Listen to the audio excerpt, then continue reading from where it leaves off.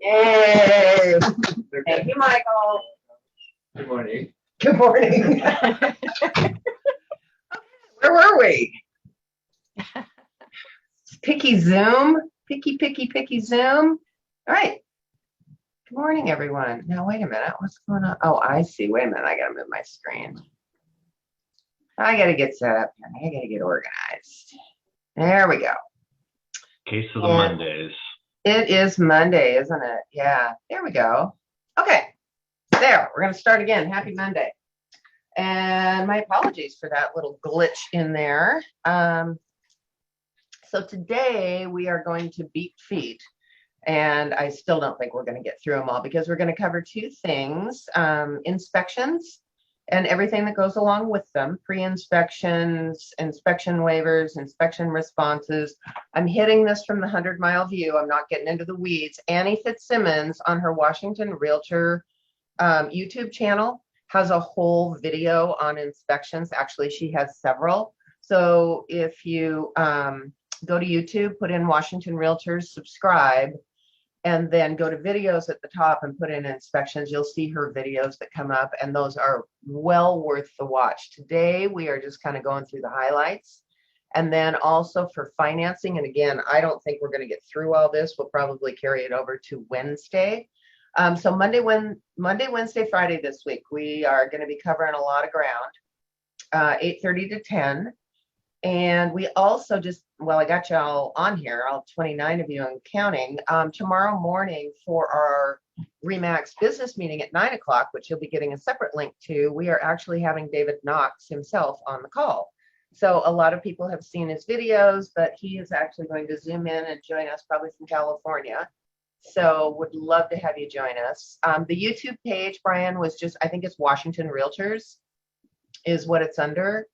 And so you go there and then you subscribe, and that's where all the hotline videos live. That's where it's a great page. And the shortcut is if you just go to videos at the top, you move over one tab. Okay, here we go. So we covered purchase and sale agreements, the last couple, and that was just on residential. We'll be touching on the other kinds, condominium, vacant land, manufactured home. But let me get going here. As a reminder,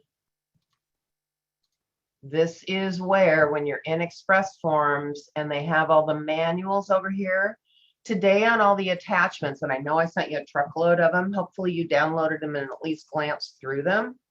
But I actually included the manual for I think financing or inspections, one or the other, because it goes into detail when you use what. Inspections are probably the trickiest addendum out of all of them, simply because if you miss a deadline on an inspection response, you waive your inspection for your client. And you never, ever want to be into the position of having to make the phone call when there's a leaky roof or a sagging foundation or suspected mold, and you miss a deadline, because that is the one thing I've said before, I cannot fix a missed deadline. So deadlines are 5 days, 10 days. They default to 10 days after mutual acceptance, and it's 9 p.m. on the 10th day. Just a reminder, do not wait with your client until 5 to 9, because if a Athena goes down, you're stuck. So try and get that handled well in advance, so you know what you're doing. So here's all the forms, and just as a quick reminder, up here in the right hand corner is our quick search. So I do asterisk, inspection, asterisk, enter, boom. Here comes 9 forms that have to do with inspections. So if you can't remember what goes where, what's your response, where all the forms live, here's where it is. And it's interesting because the first one is a home inspection, and it's a nice disclosure for people. Somebody was telling me the other day that it's becoming commonplace in the Seattle-King County market for listing brokers and sellers to not allow a buyer to waive an inspection. Why would they do that? Well, they don't want the liability of the buyer coming back later and saying the seller didn't disclose blah, blah, blah on the Form 17 seller disclosure that almost all sellers have to fill out. And, we waived it, but you should have said something. And there's obviously been a lawsuit started because anytime something like that starts, somebody got into hot water. So the question I got was, well, how do you deal with that? I mean, because you'll have a buyer that's sophisticated, has bought and sold properties in the past, or maybe they're a first-time home buyer that's missed out on 10 offers, and they're like, you know what, Adam, I don't want an inspection. I'm fine. My dad's a contractor. We're going to walk through. We're going to do all that good stuff. And I don't want that in my contract because I want to have the best chance of doing it. It puts you in a difficult position.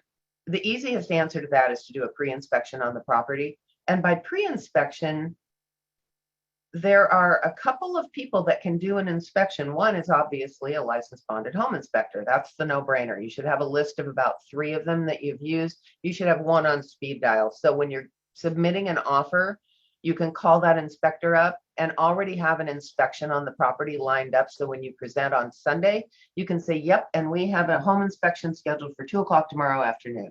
So there's not going to be a big wait. We're going to shorten up our 10 days on our inspection to 3 days.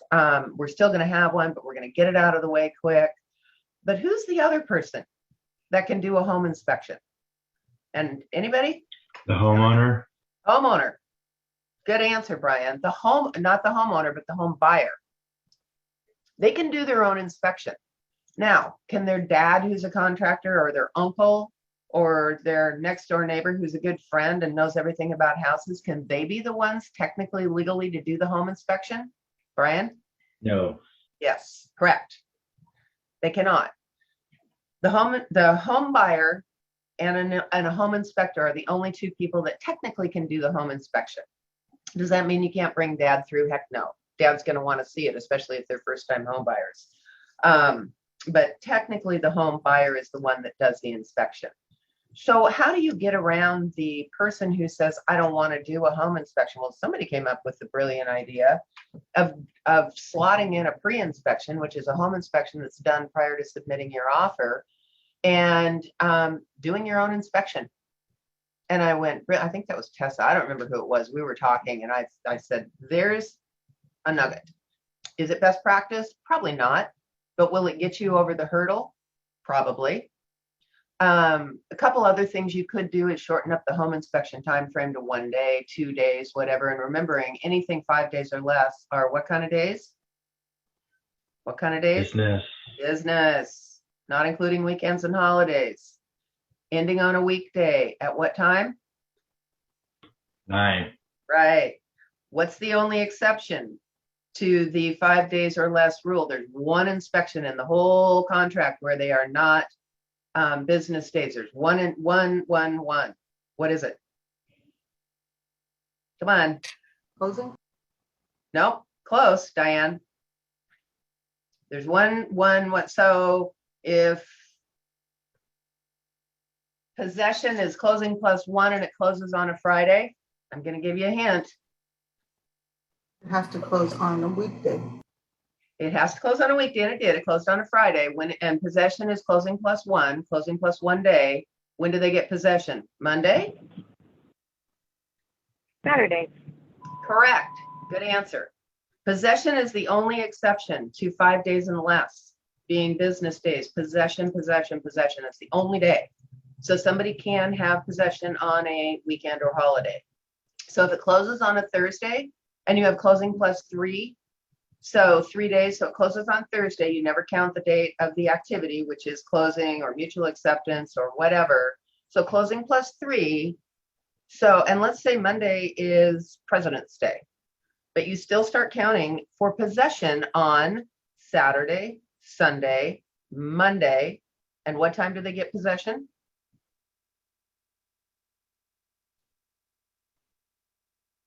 You got to hold your space bar down, you guys. Can't hear you. Oh, come on. What time do they get possession? 9 p.m. unless they agree in writing. Exactly. Thanks, Olivia. Yes, 9 p.m. So you may want to adjust that when you're doing your possession. Okay. just a little reminder, just a little refresher. I'm going to keep beating that one into your head because time frames rule all contracts and you need to know them inside and out. My other tip or my other thing I insist on is don't count on your memory. So if you have a 30-day close and it's February 1st, don't say March 1st is 30 days out. Get a calendar out and actually count the days and make sure your closing date is not on a weekend or holiday. All right. That's just real estate 101. That's a rookie mistake if you put a closing date on a Saturday, Sunday, or holiday. So don't do it. Okay, here we go. We're going to jump into the forms. And if anybody has questions, if you go down to the bottom, there's a little smiley face with a plus and it says reactions. If you click on that, there's a little raise hand, or you can just wave at me because it's small enough I can see everybody on here. And thank you, Sierra, for putting that up there. There's the YouTube channel. And by the way, you guys, one other thing, down where it says chat, if you have chat open over on the right-hand side next to the smiley face, there's 3 little dots. If you want to save the chat and look at it later, that's where you go to save it. So a lot of times we'll put links and things in there. You need to be familiar with Zoom because it's kind of our new way of life. You'll use it with clients and everything else. All right, moving on. Here we go. So let me pull up my first page. All right, which is the inspection addendum to the purchase and sale agreement. Form 35. This is one form I actually do know the number. Revision date, March of 21. So it was just revised last year. And there are 2 pages, one of 2. When you use your transaction desk, it's going to autofill the date, the buyer, the seller, the address, the property, all of that good stuff. So let's just start plowing through this. Inspection contingency. This says the agreement's contingent on the buyer's subjective satisfaction. What does that mean? So you have an offer, you have an inspection addendum, you're 2 days into the mutual accepted contract, and your buyer finds another house or decides they don't want to move to Bellingham or changes their mind. Can they get out by using an inspection addendum? Yes, they can. I call it an open door for the buyer to walk out of. Do they have to give a reason why they're disapproving this inspection? No, they don't, which is kind of a surprise to a lot of people. Now, note on that one. When you are getting your buyer signed and you're going through the contract and everything, do not use what I call a weak close and tell them, oh, don't worry about it. If you change your mind, we'll just use the inspection to get out on it. That is, I take the other point of view. My point of view says, I want to make darn sure that they're committed to going forward with this purchase before we put pen to paper. Can they get out on the inspection? Of course they can. Do you want to be that weak agent that says, oh, don't worry about it, we'll just get you out on the inspection? Because you know what it does? It plants a seed in their brain. It plants a seed in their brain and takes away that commitment level. So it also spells out all the things that inspection includes. So they can do structural, mechanical, building, zoning. They want to do an addition. They want to add a garage, pest inspection, which, oh, by the way, a lot of inspectors will do a pest inspection. Powder post beetles are pretty common around here, for example. So if they call that out on the inspection and you want to have a pest inspection, you're able to under this. But here's where it says buyer's general home inspection must be performed by buyer or a person licensed, and buyer may engage specialists to conduct further inspections. They can also do what's called a sewer scope or a sewer inspection. A lot of the properties in older parts of Anacortes, Bellingham, Mount Vernon that are hooked up to sewer, if you have a failed sewer line and sewer backs up into your property, sorry, this is Monday morning and you probably just ate breakfast, but it happens. It's not a pretty thing. And guess whose responsibility it is? It's the homeowner's responsibility. So what is a sewer scope? It's the home inspector can do these. So talk to your home inspector and find out if they can. And they actually, the most common way is probably to remove the toilet and scope down the sewer line. They have a little camera and they can see down there if there's cracks or if it's failing or if it's likely to fail, because to repair a sewer line can run 15 grand. It can run more depending on how far they are from the street. So it's always a good conversation to have with your buyer. And it defaults to that they may go ahead and do one. So here's your seller's permission unless you check one of these boxes. Side note on that. I prefer, and my way of filling out a contract is to leave the defaults and don't be redundant and check the boxes. It already defaults to they may. So don't, in my opinion, also check the box. Why do I say that? Because consistency is the key in a contract. It's great that you check the box. You're certainly not going to hurt anything when you do. But if you are hit and miss going through the contract and there's some defaults that you don't bother to check a box, you could be questioned at a later date of what the intent of the buyer was. So leave the defaults alone. You are welcome to change the defaults as long as both parties agree to it. But there you go. So the buyer's obligation, the inspections are ordered by the buyer. They're going to turn around to you and they're going to say, Nina, I don't know any inspectors. Who should I pick? Some people literally hand them the yellow pages. Some people hand them a short list of 3 or 4 home inspectors that you can say you can pick any of these. It's best to leave it up to the buyer to do the hiring, and because they're also going to be the one paying for it. This is not something you want to do on their behalf. If there's a problem later on down the road and that home inspector missed something and the buyer didn't have an opportunity to pick or interview a home inspector, guess who they're going to point their guns at? The person who did, which would be you. So don't do it. Sorry, I keep meaning to unmute that thing. So buyer shall not alter the property. They can't go in and do any damage. We've seen it done before. They want to know if there's hardwood floors. The buyer cannot go in without the seller's permission and start ripping up the wall-to-wall carpeting in the closet, for example, to see what's under it. We've had that happen. We've had people take samples of ceilings, popcorn ceilings, to see if there's, so they can do an asbestos test. Not a bad idea to do an asbestos test if there's popcorn ceilings, but you certainly can't just do it and not ask. Without first obtaining seller's permission. Buyer is solely responsible, and so if the buyer says, well, how come I have to pick them? Well, here, because it's part of the contract, solely responsible for interviewing and selecting them. Buyer shall restore the property. If they do a sewer scope, they have to put it back together again. And the buyer is responsible for any damages from the inspection that was performed on the buyer's behalf. That happens once in a blue moon, but it can happen.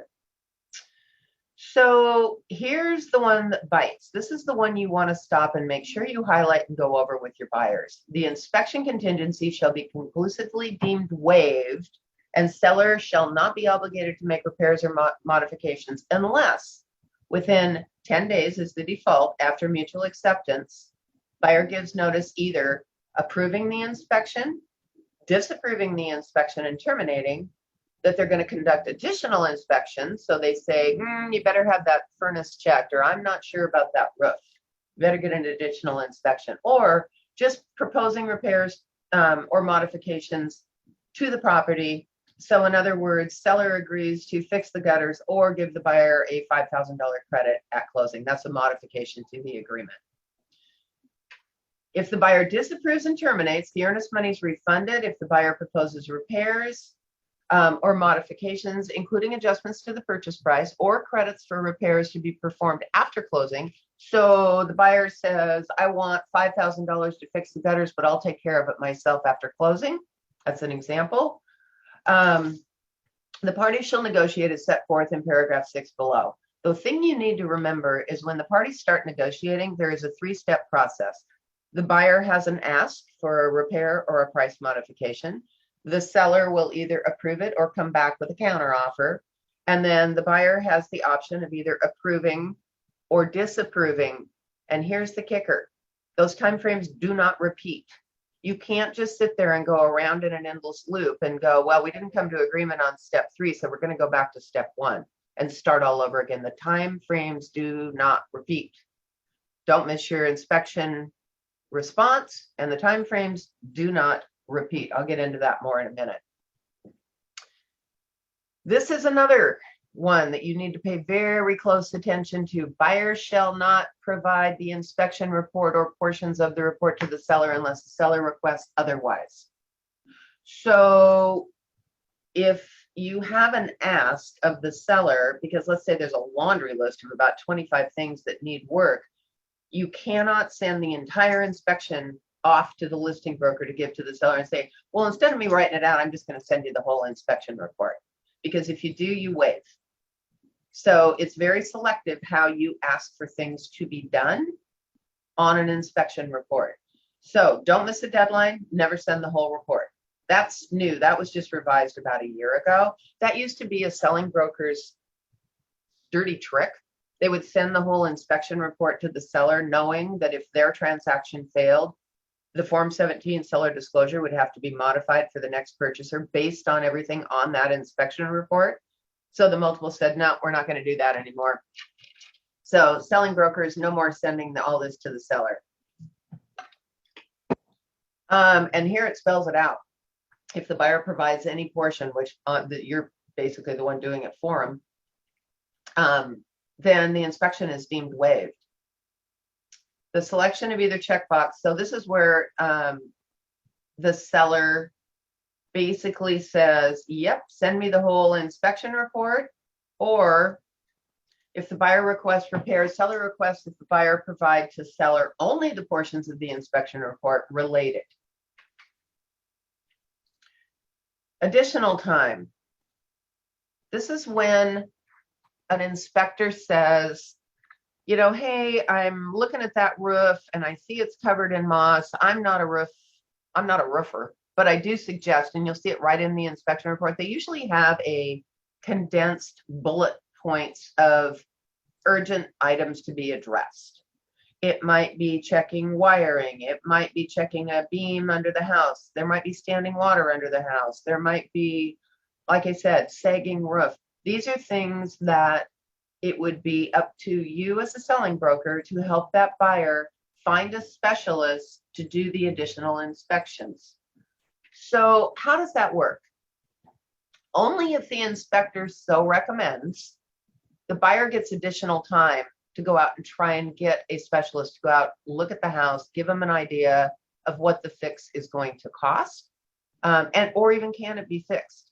And this all has to happen on or before the end of the initial inspection period. How long is the initial inspection period? The default, how many days? 10. So at the end of day 10, one of two things or one of a couple things needs to happen. Actually, if your buyer approves it and you do nothing, they waive the inspection, so no harm, no foul. It's good practice to say they accept it, but if you didn't, they waive it and you move on anyway. At the end of day 10, they can disapprove the whole thing and walk away, or they can come back and two things. They can ask for additional time, or they can ask for modifications or repairs. So in this case, if there's something on the contract that the inspector calls out, or on the inspection, the inspector calls out, then you get an additional 5 days is our default after giving notice to obtain additional inspections. How do you deliver that notice to the seller? This is the only time when you can actually extract pieces of the inspection addendum, put it on your 35R, which is the response. We'll get to that in a minute, and actually use that as the additional ask. So the inspector recommends additional roof inspection. The inspector recommends additional electrical, whatever. So when you're doing your 35R and you're extracting from the actual inspection, you can actually pull that verbiage out, but only that verbiage. You can't pull anything else out of that 25 or 30-page report. So if buyer gives timely notice of additional inspections, I'm right here, 5 days after giving notice, buyer shall have 5 days. So from a strategic point of view, and I'm just going with the default, if you had 3 days, then it's the end of 3 days. Here's a little caveat though. So a lot of times people shorten up the time frame on getting that inspection to make their offer more competitive, right? So instead of 10 days, you've called your inspector, you've got him lined up for the following day. So maybe you've got an inspection of 1 day, right? You're going to get them out there. You get mutual on Sunday, you get them out there on Monday, and they have until 9 p.m. on Monday because you're down to the nubbins. You're down to one day. But what happens? Here's something people don't think about. What happens if that inspector recommends additional inspections? How many extra days do you get? You already have 5 days. You get an extra 5 days, right? So 5 days. So let's say you give them the notice on Monday and we go out 5 more days. What day is that going to take us to? Next Monday. The next Monday. Good answer, Jay. So basically you've done a 1-day inspection, but you've got a 5-day additional time. So depending on which hat you're wearing, if you're the listing broker, you may want to shorten up this 5 days to something 3 days, 2 days, whatever. But if you're the selling broker, a lot of times the listing broker doesn't pick up on that. And Kelly, is that something, I see you on here, is that something you look for? Because you do mainly listings. Is that something that you look for when you're looking at offers? Oh, I just had one yesterday. So Balda had 4 offers on it. I had a waived inspection, and then I had a higher priced offer. And I told the other agent, I said, if you'll take your inspection down to 3 days and do 0 additional days, you can have it. So yeah, so it works. We put 0 in there all the time because the reason is I want them to hurry up, get their inspection done, and let's move to pending, or get out of the way and let's take the backup offer, you know? Right. The longer a property sits off the market pending inspection, the staler, that's probably not a bad, that's not a good word, but anyway, it gets more stale. In other words, people forget about it. The most activity you're going to see in a listing, they used to say it's the first 10 days. God, in this market, I think it's the first 5. I really don't know. But once it gets past that new status, or it goes off market pending inspection because that's a status, people kind of go out of sight, out of mind. Now, if you're representing a buyer and they just come, you just start working with them, I wouldn't just look at active listings. I would look at properties that are pending inspection, because when is a property most likely to fall out of contract? During that inspection period. That is the most likely time that it's going to fail. So don't just look at actives. Pick up the phone maybe and call that listing broker and say, hey, how solid is that pending inspection? And oh, by the way, do you already have any other backups? Usually they don't. Tessa? Jarvis? I just wanted to say, from a buyer broker perspective, if you have a listing agent that counters and you have 0 time for additional inspections, you can still bring those other contractors in during your initial inspection period. That second part is just additional time. So if you can hustle, you can still bring in your roofer, your electrician, your plumber, whatever. If you don't have the option for additional time, you can use that within your initial inspection period. That's a great point. So if you look at a house and you see that the roof is covered in moss and you know they're going to call it out, why wait the 10 days to call your roofer to get out there? I would be hustling, like she said, because it's really hard to get some of these contractors out to look at a house. I'd be hustling from ground zero. I think that's a great point, Tessa. And what I do is I'm calling while I'm at the inspection. And sometimes I'll involve the listing agent, like, hey, we have a problem. Do you have a couple roofers? You want to get them out here? So if you could work collaboratively, I love it when people call me like, oh gosh, Kelly, we have a big ticket item here. Does your seller know about it? Hey, all hands on deck. And we're all trying to get quotes to try to save the deal. So I think it's a great collaborative thing to do with the other side, is pick up the phone, have a conversation, and get other people out there. Good point. Good point. So it's a different market that we're in. Occasionally you can get it through with a full 10 days of inspections. Here's one more rookie mistake I'm going to help you avoid.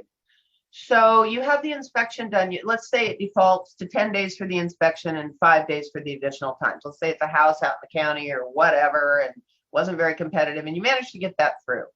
So you get your inspection done on day 2 and the inspector calls out, I'm going to go back to the roof.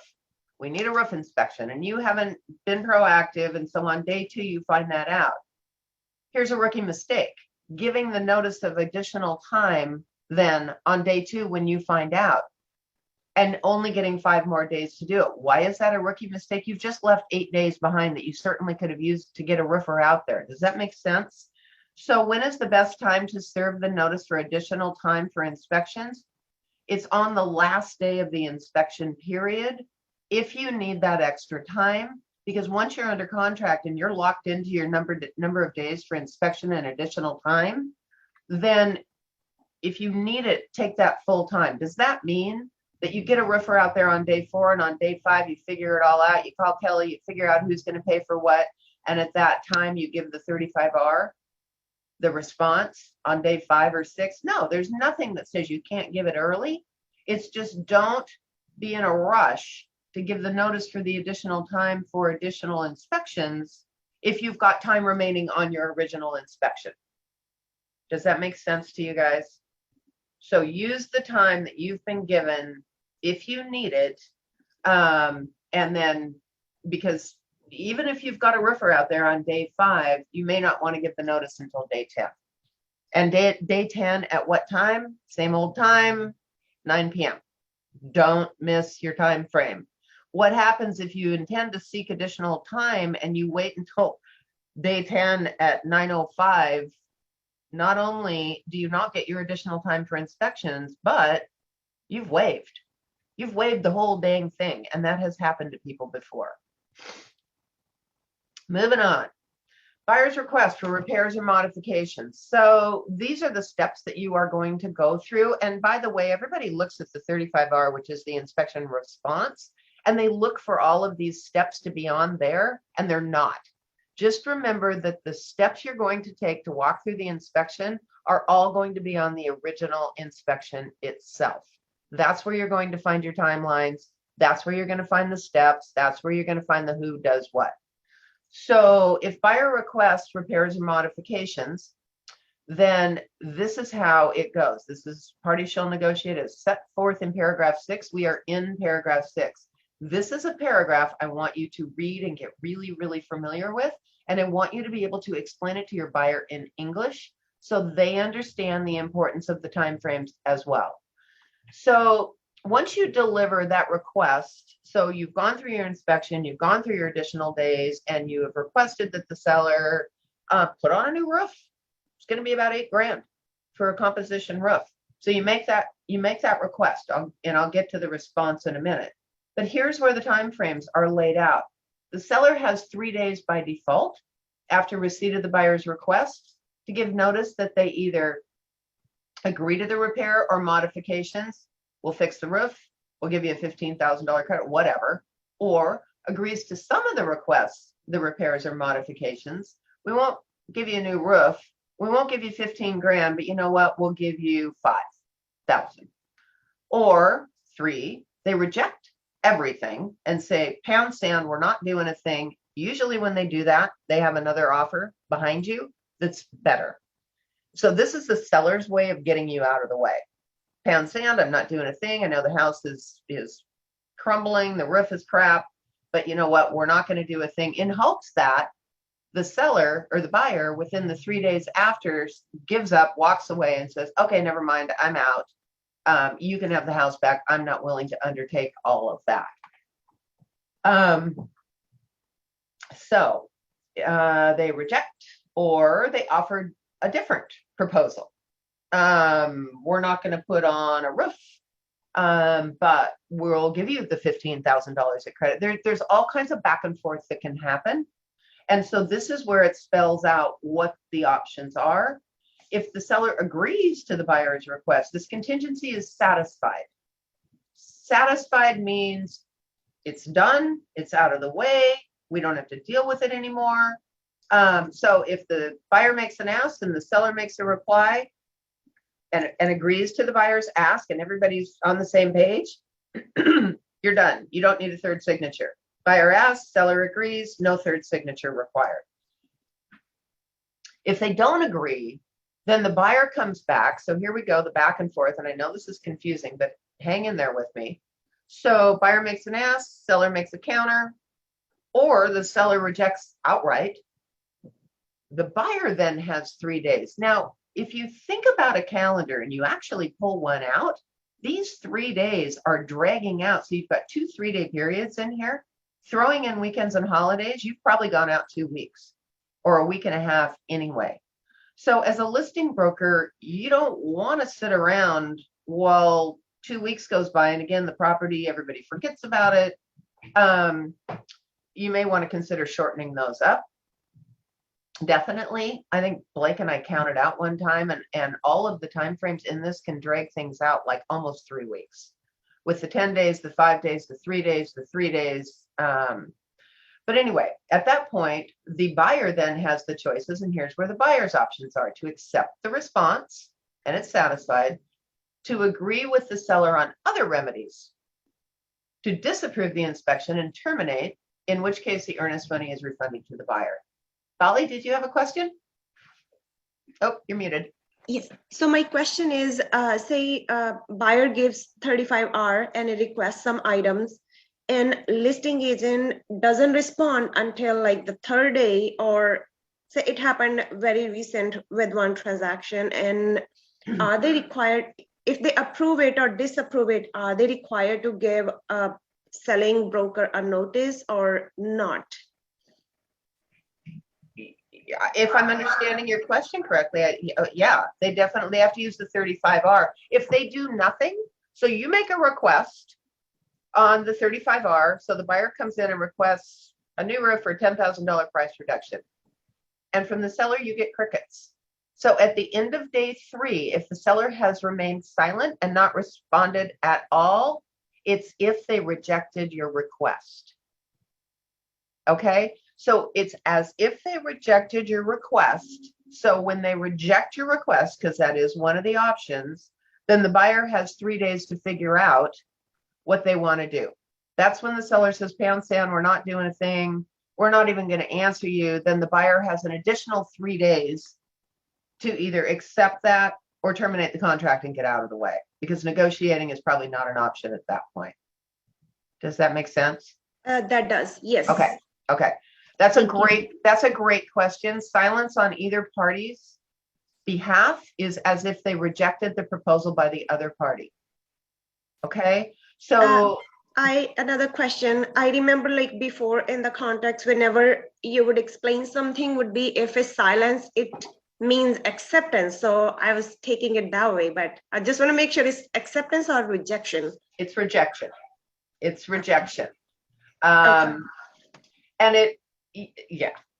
Here's the other one that says buyer's inaction during buyer's reply period shall result in waiver. So if the buyer does nothing, the buyer waives. If the seller does nothing, the seller disapproves. So if the buyer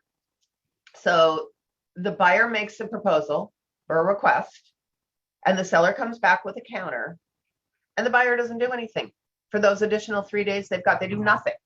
They go off on a road trip and you can't get a hold of them, and 3 days comes and 3 days goes.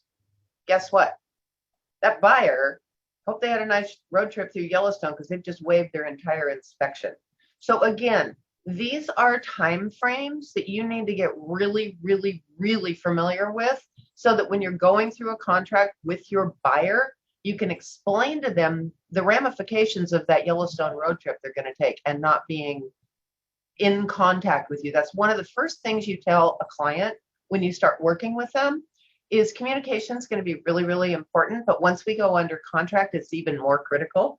We're going to have. I'm going to ask this again. Can I ask this again? Because I don't know if anybody has this, but this is the part that always confuses me all the time because it's so many days. Does anybody have like a template of the timeline of a purchase and sale agreement that you can refer to? Because I think it would be helpful. I guess I could come up with one, but I feel like there's got to be somebody who has one. So this is for the default timeframes? I would say for all the time frames. Like you have 3 days for this, you have 2 days for this, you have, because you do, unless somebody like Kelly goes in and goes, nope, I'm not giving you 5 days, I'm only giving you 0 days. Yeah, the problem is it changes so much. So it's like you can go in and at the beginning create your timeline. Then I always say put reminders in your Outlook calendar or Google to alert you, because they're all different, So they're all negotiated. Right. And so you could have a timeline reference sheet without the days, and then you go through the contract and fill them in. And as a matter of fact, a calendar would be extremely helpful for your buyer. A physical downloaded off of Word or Google or wherever, but a calendar that says, this is the day your earnest money is due. This is the day of the last day of the inspection. This is when your financing has to be cleared. This is our closing date. This is our possession date. These are all this is title review date. All of the time frames that are in there. And I think it would be great if you literally put it on a calendar and gave it to them. Dates are great, you know, February 3rd, February 10th, whatever, but calendars are a picture, and I'm into keep it simple. So here's where it says the timeframes for negotiating repairs and modifications shall not repeat. Attention buyers, again, something critical you want to go through with your buyers. Time is always of the essence in these contracts. Don't dilly-dally, don't drag your feet, don't, you know, wait and go talk to 47 different relatives to see what you want to do. We need to stay on this, or what's the repercussion if the buyer misses a deadline and doesn't answer? They waive this. It's serious. It's a big deal. So parties must either reach a written agreement or buyer must terminate by the buyer's reply deadline set forth in order to, so buyer makes a request, seller comes back with a counter or says, I'm not going to do anything. If the buyer then stays silent, they waive and they're back into contract with whatever the seller said. If that's not your intent, the only way out of the contract at that particular point, if the buyer and the seller can't come to mutual agreement, the only way out of the contract at that point is to terminate it, is to kill the contract. That's the only way to protect your buyer's earnest money and buyer's position in the contract. If you've got a seller or a listing broker that will not negotiate with you, and the buyer says, nope, that's not acceptable to me. Nope, that's not acceptable to me.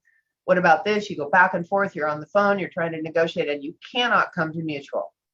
At the end of that time frame, the buyer's only option is to terminate the contract by disapproving the inspection. Okay? It's not unusual. Maybe a few days later, the seller comes back and says, oh, you know what? We thought about it. We really do want to take your offer. Well, you've protected your buyer's position by preserving their earnest money, and then you can go back and rewrite the contract and start all over again, maybe without an inspection this time because you've already been through it. That happens. So repairs, and again, I'm hitting this from the 100-mile view, you guys. There is so much more to this addendum that you need to know. Please, please, please go watch Washington Realtors Inspections.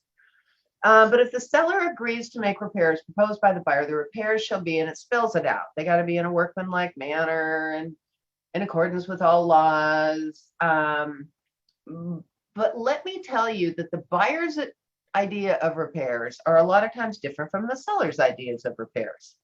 The buyer thinks they're getting the Taj Mahal. They think they're getting the beautiful finish work by a craftsman. The seller says, I got to stick a new handrail on the front porch in order to get past the bank. They go out, they go to the lumber store, they get a few pieces of wood, they hammer them together, they slap up a handrail, and they're done. And is it good enough to clear inspection? Sure. Is the buyer going to be happy when they go see that? Probably not. But that's where things can get misinterpreted. Why is it always better, in my opinion, this is something that's my opinion, why is it always better for the buyer to either take the money and then take the money, do their own repairs after closing if they can, or know that the seller is only going to do it limited, or you're going to spell it out, or you're going to, better yet, you're going to go out on the buyer's behalf. You're going to go to your favorite contractor. You're going to have them come to the house. You're going to have them give a bid to do it, to do the work in accordance to what the buyer's expectations are.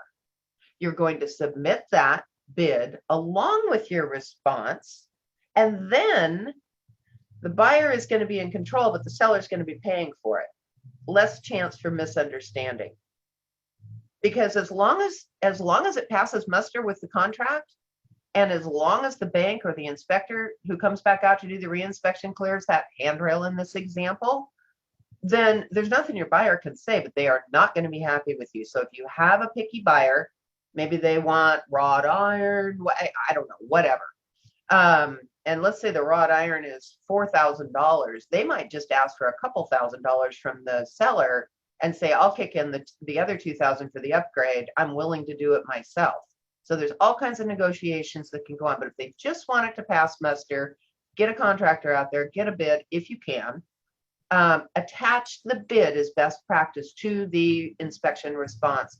Ask to the seller, not just saying, I want the handrail fixed, but I want the handrail fixed by ABC contractors.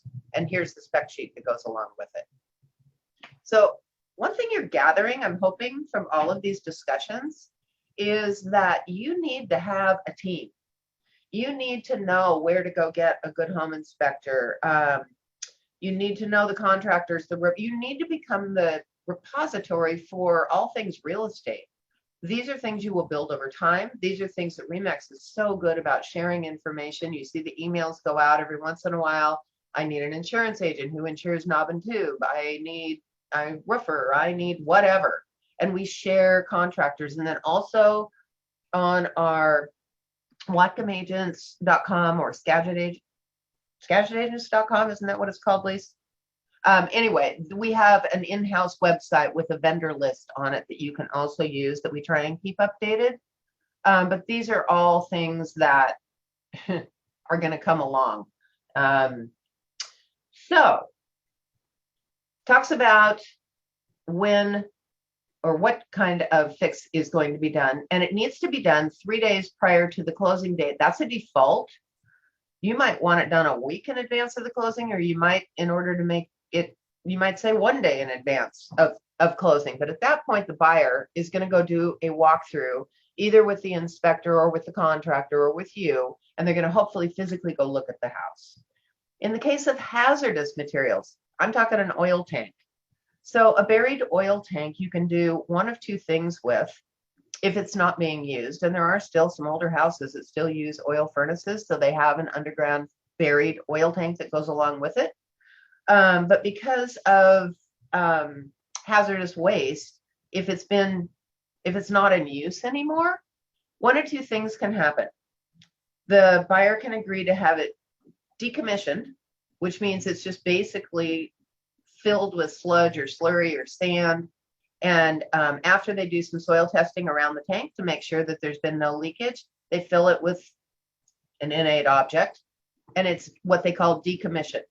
Now, in Whatcom County, it's the fire chief that signs off on that, and there's companies that do that as well. I'm not sure in Skagit and Island, but it's something that a third party actually comes and looks at. Or you can ask that it be removed and completely taken out of there. That's a much more expensive fix. Most sellers are not really excited about it. And frankly, there's not really any difference between decommissioning and removal. And one of the problems with decommissioning, we've had it happen where it's actually underneath like a slab patio, where you'd literally have to remove a patio in order to remove a tank. That's obviously pretty impossible. So that is included in that as well. Again, I'm hitting the highlights here. Oil tanks, oil storage tank, any inspection regarding them or contamination shall be limited solely to determining the presence or non-presence of oil storage tanks on the property, unless otherwise agreed to in writing by the buyer or seller. There are third-party companies that will go out and actually do inspections for you and tell you. The first thing they're going to do is the core samples, the soil samples around the tank to find out if there's any leakage. 9 times out of 10, 99 times out of 100, there is not.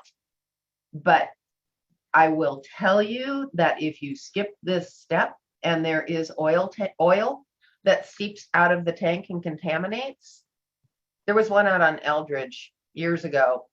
And I think the fix, which was getting rid of all the contaminated soil, ran north of $200,000. They take their hazardous waste seriously.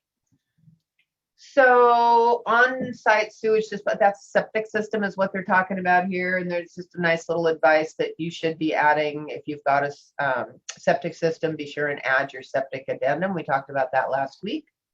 Lori, one thing, I don't know if you point him to PLEA too, which is the Washington Financial Assistance for oil tank spills. No, I didn't know there was one. Oh yeah, honey. There's insurance on it. You can check to see if a tank's registered, not registered. And it is money from the government in the state of Washington. It's called PLEA, which stands for, I think it's like petroleum. Oh gosh, I don't know, but Petroleum Technical Assistance Program. So check that out. Will do.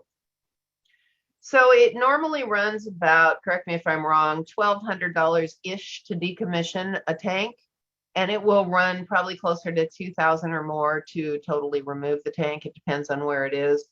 And don't forget, you're going to have some landscaping that will be interrupted. Kelly, if you're working with a buyer, do you have any preference on that recommendation one way or the other? Well, if I'm working with a buyer, yeah, I'm going to look into it. But if I'm working with a seller, I'm going to, ask them what documentation they had on it when they bought it. Sometimes we've had them swap out to new tanks if they're above ground. If they're below ground, obviously it's a big deal. But I'd like to be proactive, especially when there is a tank somewhere. So that way you've got more information than the buyer does when you actually start. But yeah, if I'm representing a buyer, hands down, I'm going to make sure that we're inspecting that, oil tank. And there are several companies in our area too. We've got CNR Oil Tanks, Ultra Oil Tank Services as well. We'll come out and do some inspections on them. Yep. Ultra Tank works up here as well. The only thing is that if we know about the tank, of course, we can be proactive. I have been in situations, and if you're in the business long enough, you will too, where nobody knew there was an oil tank. They've removed the oil furnace, they've retrofitted the house with gas forced air, and the only thing maybe the inspector or someone sees is a little pipe coming up out of the ground by the house. And they're like, what's that for? That ding, ding, ding, ding, ding might be an underground oil tank, and the seller may not even know about it. So we also get to kind of, you just need to be heads up. Older home might have had, especially if you go downstairs into the basement, you see an oil furnace, but it is gas forced air. You can bet that somewhere out there is a buried oil tank that went along with it. Neighborhood review, if the box is checked, buyer's inspection includes, here's another one. They got all these wonderful subjective satisfaction, which if you're a listing broker, you don't like this stuff. That's basically the buyer's ability to walk. The conditions of the neighborhood in which the property are located are consistent with the buyer's intended use of the property. And then it goes on to list a whole bunch of things that buyer's investigation can include: schools, proximity to bus lines, shopping, traffic, noise, parking, on and on and on. Safety conditions, the buyer may determine to be relevant in deciding to purchase the property, which is a bunch of doublespeak for it's a door for the buyer to walk out of. And why am I talking like this? We represent buyers. We should be really strong buyers advocates, but you need to know that people like Kelly, who mainly list, these are the things she's looking for. So you need to be educated on both sides of the aisle. If buyer does not give notice of approval, of disapproval, if buyer does not give notice of disapproval of the neighborhood review, 3 days, here's another time frame of mutual acceptance, and then it's conclusively deemed satisfied or waived. So if you do nothing, then this contingency just goes away. But again, it's a 3-day mutual on Thursday. Monday's a holiday. You got Friday, Tuesday, Wednesday. You just went from Thursday to Wednesday on a 3-day review. And if I'm the listing broker, I'm not going to be real excited about that, right? Annie Fitzsimmons recommends not necessarily waiving it, because it's good for the seller to give the buyer the ability to do some kind of a review, but there's certainly nothing in the books that says we have to give them 3 days, which can turn into 6, to do it, right? So 1 would be plenty. You should have done it ahead of time. Sometimes people actually strike this whole paragraph, put a big red X through it, and that in some ways can make your offer more competitive. It's always better to give the buyer basically the opportunity to do that, but hopefully you've done that before you made the offer.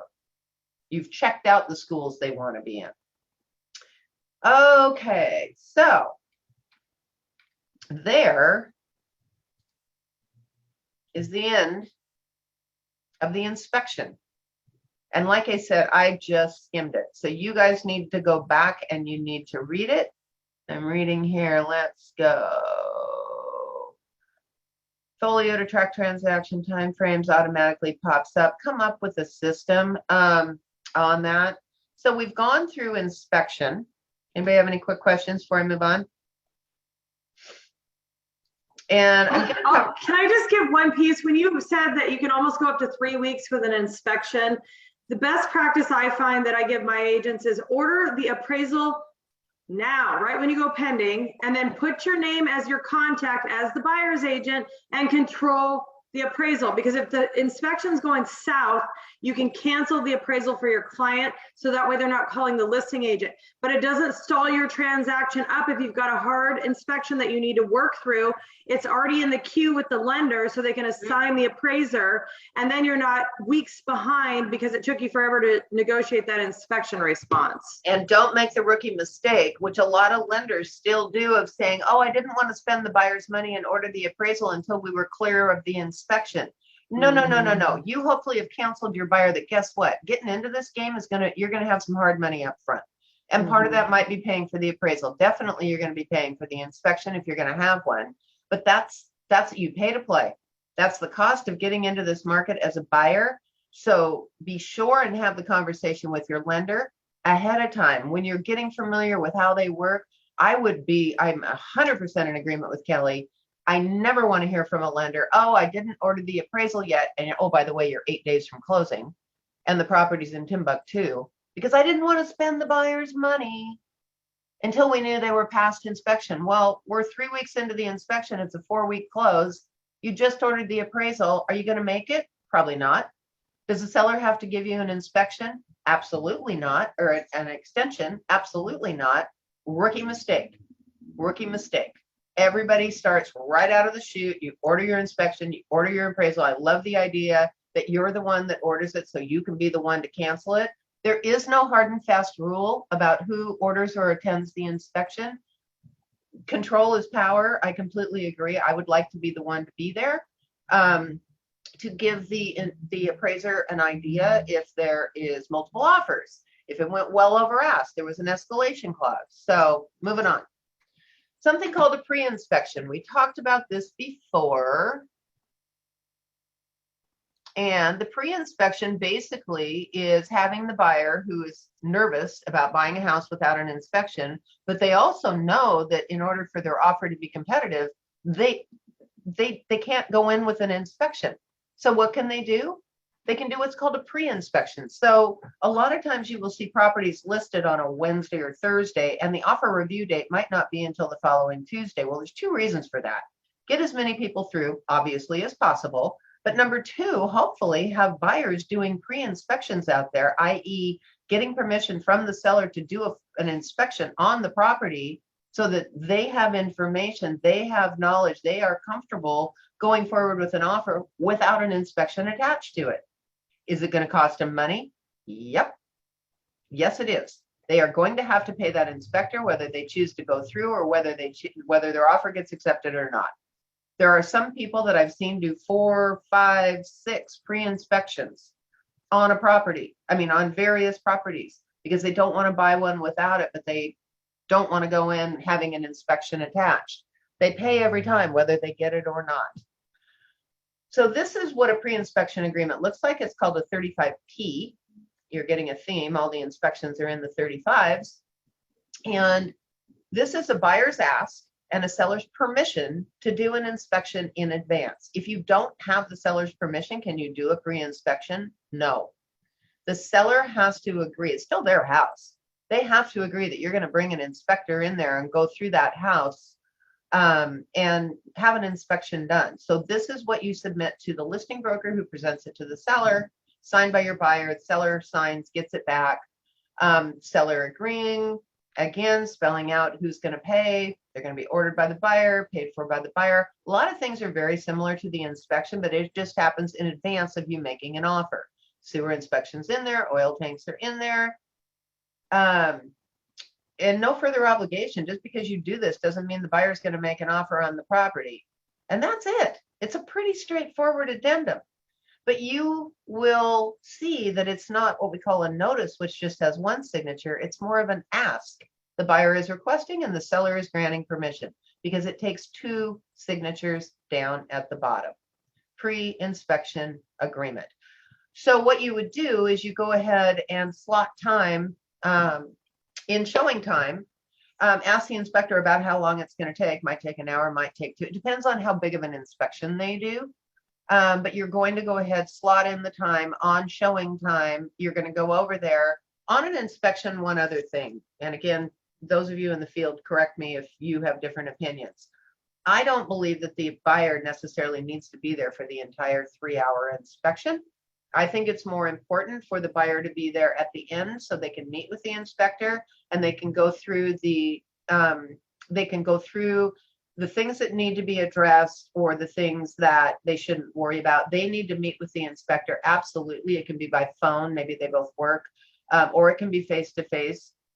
But I know most inspectors don't appreciate having a buyer following them around the entire 3 hours while they're doing their inspection. And for God's sakes, listen to me here.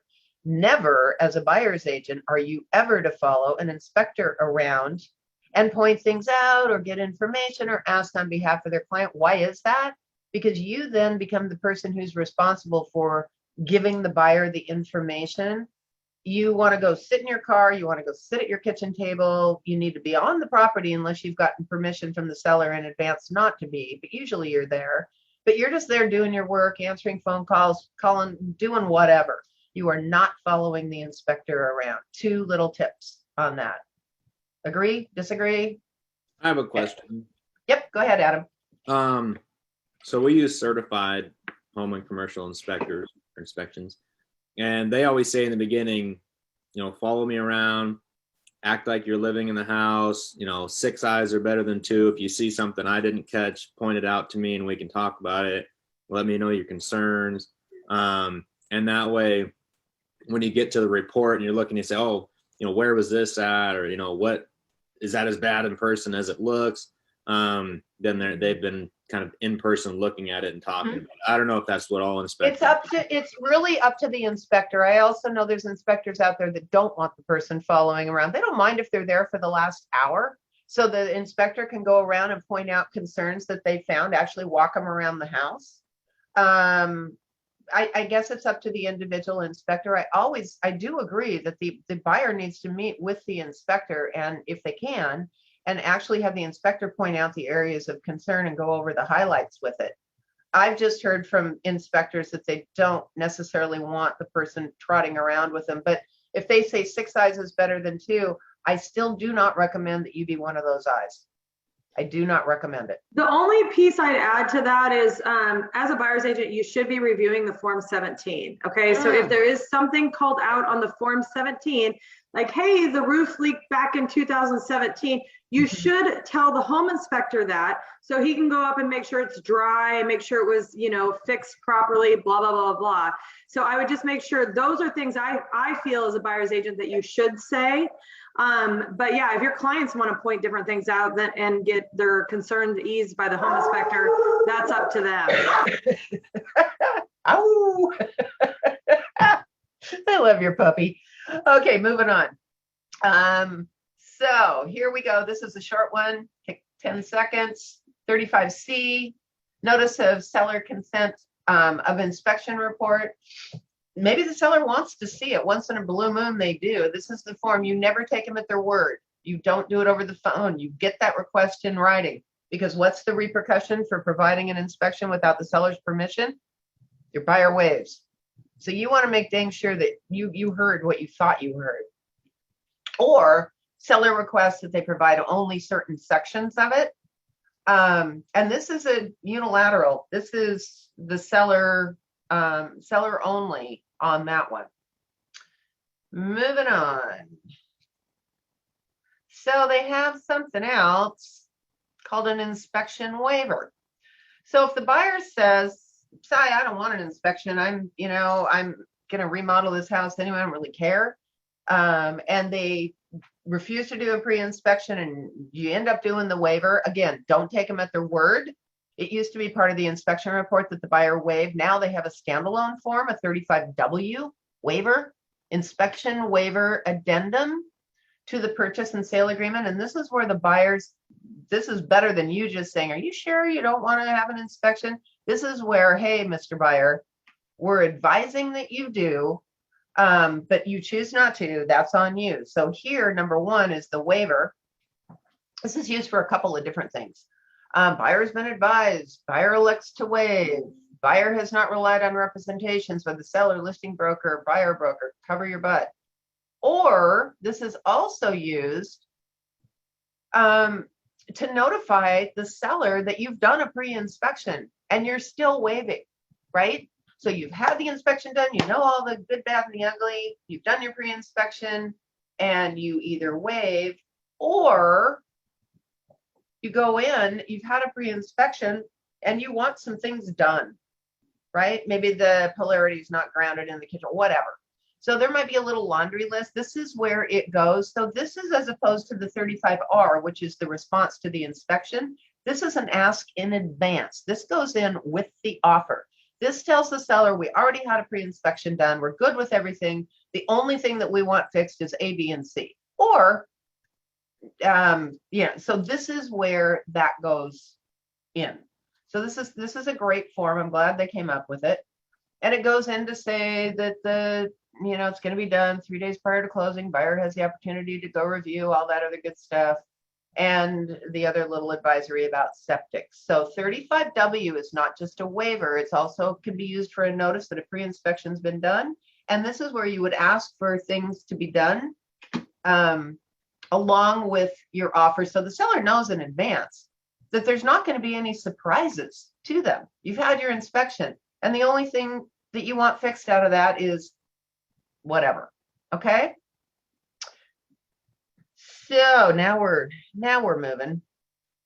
Oh, by the way, there is something called, and this is up at the top of the forms page. And it's just a good generic from the U.S. Department of Housing and Urban Development for FHA.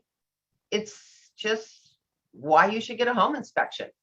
And it's a nice one-page thing. It's a good thing to have in your file, telling the home buyer that you've given them advice, especially if they're going to waive. I would have this in there.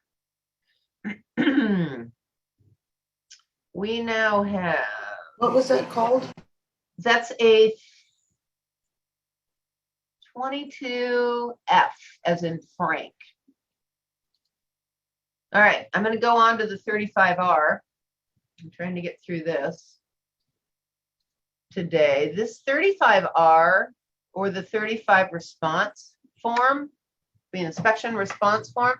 So the 35, the inspection itself, goes hand in hand with this inspection response. This is where you make your requests. Remember, if you do a pre-inspection, this is not the form you use. If you do a pre-inspection, you're going to do that 35W where you tell the seller you've had a pre-inspection done and you ask in advance. This is for an ask after the fact, after you go under mutual. So this is the back and forth, remembering timelines don't repeat. Buyer can ask, seller can reply. If buyer agrees to the seller reply, you're done. If they're still apart, there's 3 parts to this form. Number 1, buyer's response or request for repairs or modification. Modification is another word for adjusting the price in most cases. Seller's response to the buyer's request and the buyer's reply to the seller's response. Each one of them, you get 3 extra days if you go by the default.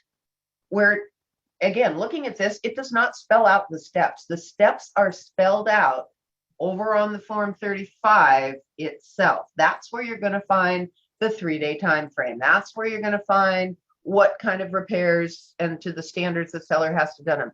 That's where you're going to find when the buyer can do their final walkthrough to make sure that the repairs were done in a workmanlike manner, and they're done. We have had things where the seller goes, oh yeah, I'm all finished, whatever, and you go over there and you're like, no, there's like half the things on the list are not finished. Oh, they're just little things, we're going to take care of those before closing. Well, you take care of them, and then we're going to come back and do another inspection and do a walkthrough. Can they bring their inspector back with them? Sure they can. It's going to cost them a little bit of money.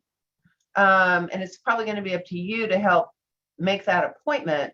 But they can definitely bring, if the inspector gives you a punch list, gives the buyer a punch list, the buyer makes a request off that punch list, seller agrees to repair the things on that punch list.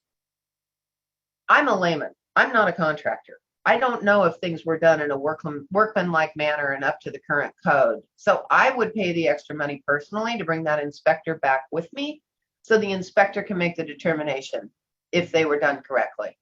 That's best practice. It is going to cost your buyer a little bit of money. And again, are you starting to get the vision here that the buyer needs to have some money to have some skin in the game? Gone are the days, well, most of the days, where the buyer can go in with zero money down. If they're veteran, that's an exception to the rule. But if the buyer's kind of on a shoestring, they're going to need some money for inspections. They're going to need money for appraisals. And they might want to do a pre-inspection, and they might want to do more than one. So the four choices: buyer's inspection is approved and the inspection is satisfied. That is more or less a notice to the seller that we're done.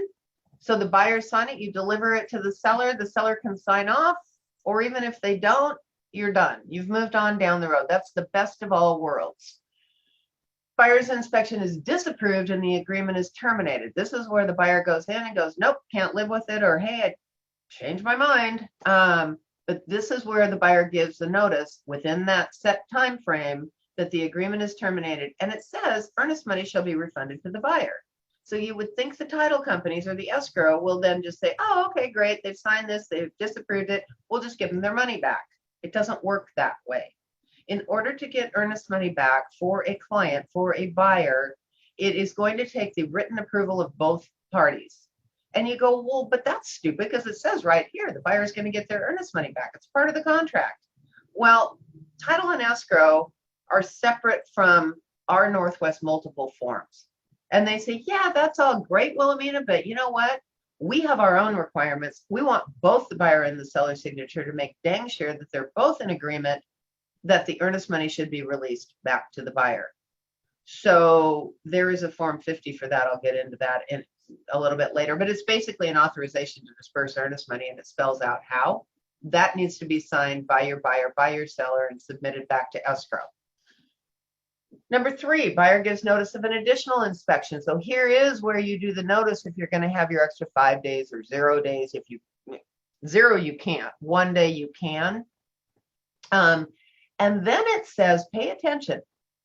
The inspector's recommendation is attached. And you're like, wait a minute.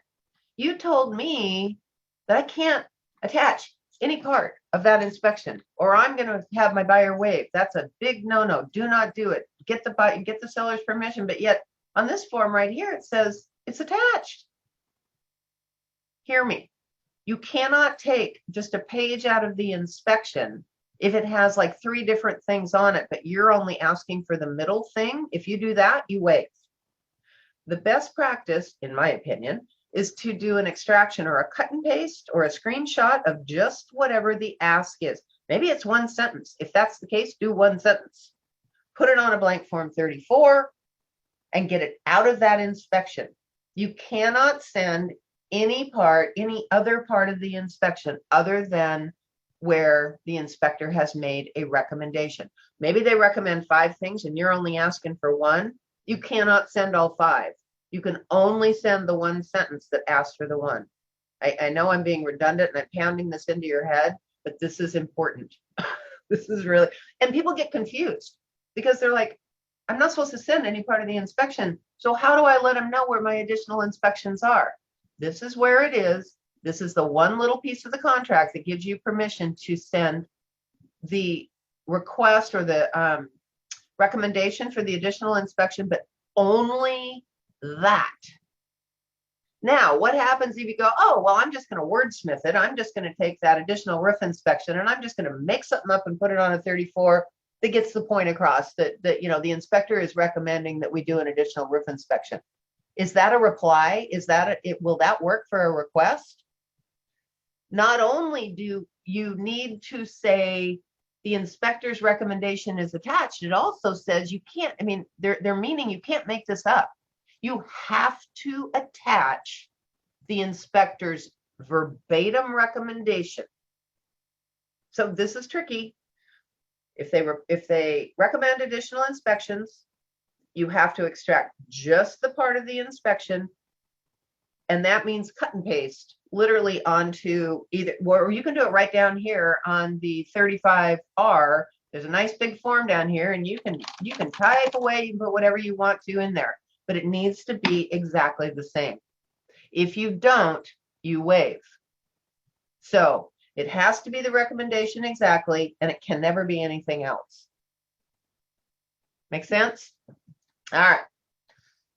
Or buyer requests the following modifications or repairs. So I don't need additional inspections, but I want a new handrail put out front, for example, either down below or on the attached pages. If the seller agrees to the modifications or repairs, the inspection contingency shall be deemed satisfied. So if the seller signs off on it, down below, you're done. It says and here they're going to hit you with it again. If you provide any part of the inspection report to the seller without the seller's prior written consent, or as required by paragraph 5 of Form 35, the inspection contingency shall be deemed waived. So that's why it gets tricky. Any questions on that? That's just, I get more questions on this than probably any other part of the inspection. If buyer requests modifications and repairs, Form 35 pertaining to the modifications and repairs resulting from the request shall become a part of the agreement. So if you do an addendum, it's going to become a part of the agreement. Here's the seller's response. Yep, I'm going to do everything you want. I'm going to put that new handrail in. Kumbaya, we're moving on. You're done. You don't even need another buyer's signature. Number 2, seller offers to correct only the following conditions. I'm not going to do 1, 2, and 3, but I'll agree to do 4. Seller rejects all proposals by buyer. Pound sand, I'm not doing a thing. I got another offer. It's 20,000 more. I really hope you go away. Don't go away mad, just go away. Or you just have a stubborn seller. You said, there's nothing wrong with this house. I've lived here for 40 years. I'm not fixing a thing. Or seller rejects all proposals, but proposes the following alternative modifications. I'll give you a $5,000 price adjustment, or repairs described below or on the attached pages. All right, Bali. Yes. So my question is, when, say, example, seller agrees to all the modifications and repairs, what's the best practice to get the response that that's really been done prior to closing? How do we get proof? You go back through the property. Remember I talked about this? It defaults to 3 days prior to closing. You're going to go back to the property physically with or without the inspector or the contractor that recommended that the work be done, and you're going to do a physical hands-on, eyes-on inspection. That's how you're going to get proof. Now, what if you have a buyer that lives in Denver and they're not flying out here until after closing? I would go with the contractor or with the inspector, and there is such a thing called FaceTime. We all do FaceTime. And I would absolutely, positively, 100% get your buyer on the phone, on FaceTime, and have them go through this final walkthrough with you. Did I answer your question, Bali? Does that make sense? Yes. And Okay. it has to be 3 days prior to closing, or is it a different? Nope, there's a different, over on the 35, that's where it defaults to 3 days prior to closing, but you can change that. There's a blank there. So maybe it's 5 days prior to closing. Maybe it's 1 day prior to closing. But that's a default, but it can be changed by mutual agreement of the parties. You simply stick in a different number, have the buyer sign it when they submit the contract, and if the seller signs off, everybody's agreed. Thank you. You're welcome. So here we go on the merry-go-round. Buyer makes an offer, buyer makes an ask, seller makes a counter ask, and the buyer comes back. And at this point, if the buyer goes, nope, I don't like that, but I want to propose da-da-da, remember what I said, these timelines do not repeat. You go 1, 2, 3, done. So how do you continue negotiations? Well, the short answer is, on paper, you cannot. This is one of those exceptions to the rule of everything should be in writing, where I recommend you pick up the phone and you have a conversation with the other broker, with the listing broker, and say, I know we're kind of at a standoff here. my buyer's asking for a handrail or $5,000 and your seller says, I'm not doing the handrail, but I'll give you $3,000. Do you think they would agree to $3,500, whatever? You go back and forth, you go back to your buyer and they're like, nope, I want 4,500. You go back to the seller and they're like, all right, we'll do 4,000. You go back to the buyer and they're like, so I've just gone back and forth like 4 times, but it's all been verbal because I cannot use this form to do it in writing. We can't continue the game of going back and forth in writing. You go 1, 2, 3 out. So when you get to your final negotiations, or hopefully during this whole thing, both the listing and the selling broker are all working towards getting to a mutual agreed upon solution to this, whether it's a price adjustment or modifications or repairs or whatever it is. There's nothing wrong with doing verbal. As a matter of fact, it's about the only way you can accomplish this. So when you get to that point, buyer accepts the seller's response, buyer rejects the seller's response, disapproves the inspection, it's terminated. Buyer rejects the seller's response, but offers the attached alternative proposal. Buyer acknowledges the inspection will be waived unless they reach a written agreement. So basically, this is the final and best. And again, in this particular case, you are going to do some verbal conversation. You just are. I know it's not best practice. I just don't know any other way to get around it. And hopefully you've got a good communication line with the other broker. That's why it's so important to hold up your end of the transaction, to do your work, to communicate, to answer text, answer your phone, not just with your client, but with the other broker. It's critical. Because when you get into a situation like this where you're negotiating repairs on a property and you're on the phone and you're going back and forth, there's nothing more frustrating than having another broker who doesn't answer you. Your buyer starts getting mad at you and you're like, I'm trying, but they're not answering me. So communicate. It's simple, but it's huge. And I think, let me look at everything here. Yeah. So we only got through half, which I kind of figured we would. So on Wednesday, we're going to jump into financing, but I've got a few minutes before we wrap up. I covered a lot on inspection. And again, I've just kind of scratched the surface. Wilhelmina, you have a question? So if you get to the negotiation point at the end that becomes verbal and then you reach an agreement, do you fill out another form citing everything that you reached on verbal? Yes, you do. Absolutely, 100%. It all needs to be, everything in a contract, according to contract law, even needs to be in writing. But there's going to be some back and forth between the clients, between the parties. It's not unusual for that to happen. In this particular market, the seller holds a lot more cards, so they can be a little less willing. However, a lot of times the sellers don't want to start all over again by putting their property back on the market either.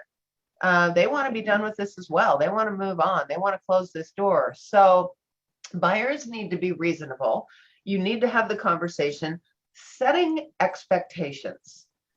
So 2 key pieces to the real estate business in general. Forget what we've talked about today. Determining motivation. Why are you buying? Why are you selling? And I don't just mean scratching the surface. I mean going deep. And setting expectations. Determining motivation, setting expectations. If you learn how to do those 2 things, your career will go a lot farther. Setting expectations is sitting down with your client, buyer or seller, and explaining to them not only what the process is going to be, but what their part of the process is going to be along the way. So, Mr. Seller, we're probably going to get an offer where the buyer is going to do an inspection. And we know this house, I mean, you've lived here, grandma's lived here since 1940, and it's never been remodeled. So it may not be unusual for the buyer to come back and ask us for a couple of things in the inspection. Please don't take it personal. That's what happens a lot.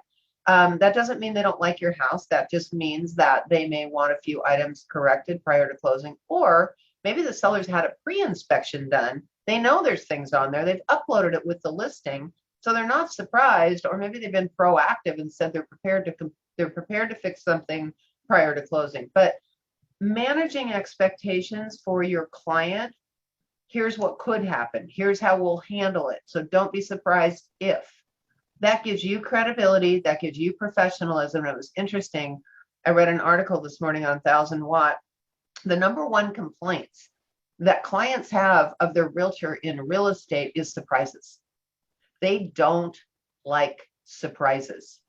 So that gets back to the managing expectation, giving them a heads up, what could happen, what will happen, and no surprises. So thank you guys all for joining me. Wednesday morning, 9 a.m. or excuse me, Wednesday morning, 8:30 a.m. Please be prompt so we can jump right in. And I promise to have my Zoom fixed. I'm probably going to send a new Zoom link out. I'm going to tank this one. And we're going to jump right into financing. You thought inspections were confusing? Wait till we jump into financing and all the back and forth that goes along with that. So tomorrow morning, 9 o'clock, business meeting for everybody. We're going to have David Knox on, haves and wants and financing updates. That goes from 9 to 10. Hope to see your smiling face there. Kelly, thank you so much for joining us. Love having your input. That is gold. And Tessa, both of you guys. Okay, see you later. Have a great day. Happy Monday.